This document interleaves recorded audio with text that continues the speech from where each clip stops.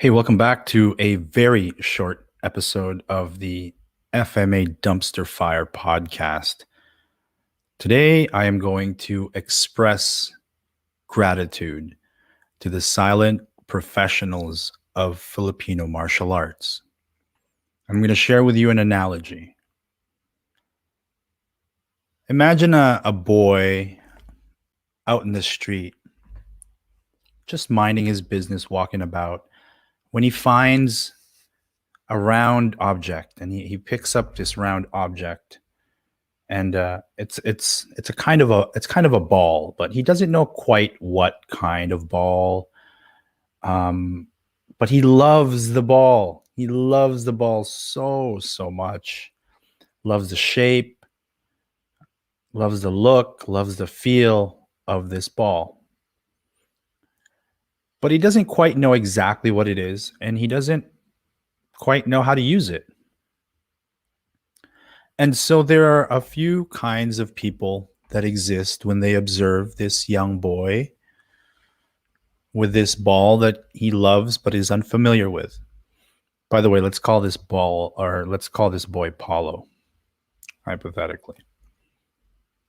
And so we observe this boy with his ball, not quite knowing what it is, what that is, and just appreciating it. And so there are some people who will look at that boy and say, "That's a basketball, idiot. And we've been playing with that for years, and you're not even using it right. If you want to learn how to use that ball, you come to us. We'll teach you how to use that ball." So there are these kinds of Filipino martial artists, these kinds of Filipino martial arts instructors, right? They like to rain on people's parade. And then this mini podcast is really not all about them. But before I leave them, I just want to say, Shablamo, these are for you. um, what this is really about are the silent professionals who observe this young boy who has found something he loves and is enjoying, and just sits there and smiles and doesn't say anything, you know. Maybe they'll say, "Hey, that's a good looking ball, have fun with it," maybe they'll say something like that. I love these people. They're thinking, you know what, let him enjoy his ball, let him play with his ball. And he's going to figure it out. He's going to figure out that one day you should dribble it. Maybe he'll find a net, and he'll shoot around with it, and then he'll discover that it's a team game, and then eventually he'll understand that it's a basketball, and he'll find his own journey in basketball. So thank you very much. If you're that kind of person, and you know who you are because we're actually friends. You message me privately, or we've trained together.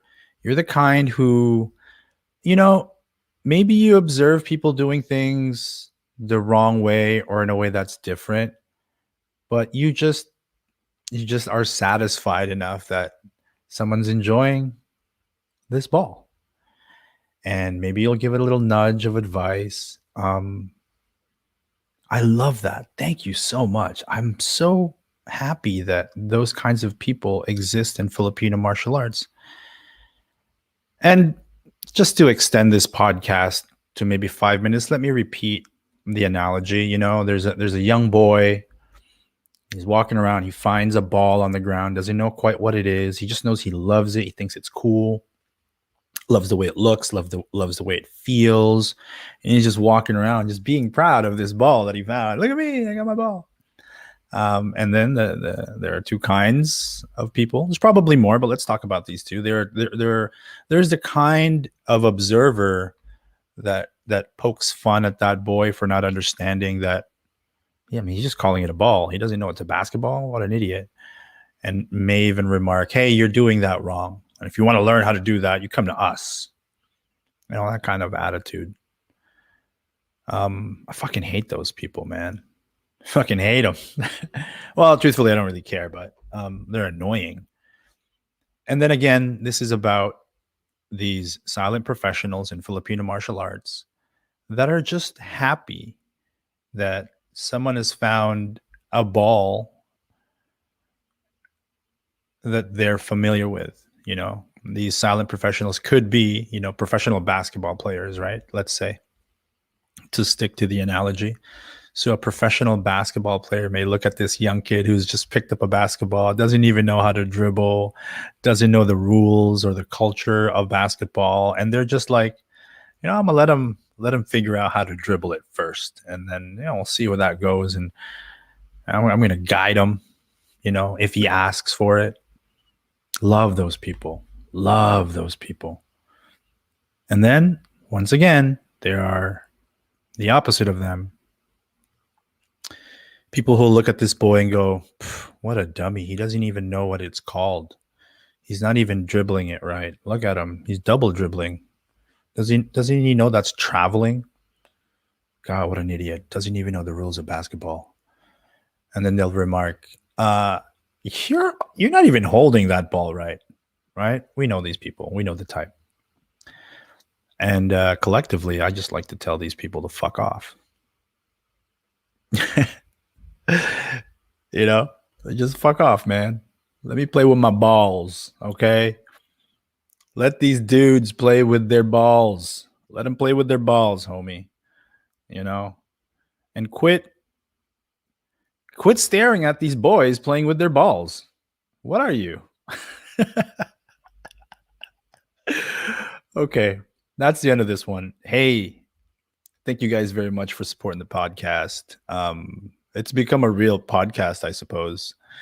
But if you want a good podcast, go check out, the Sticks and Blades podcast. That's a good podcast with Kali, Doug Marsh. If you want another good podcast, check out Dean Franco's FMA discussion podcast. Another fantastic podcast.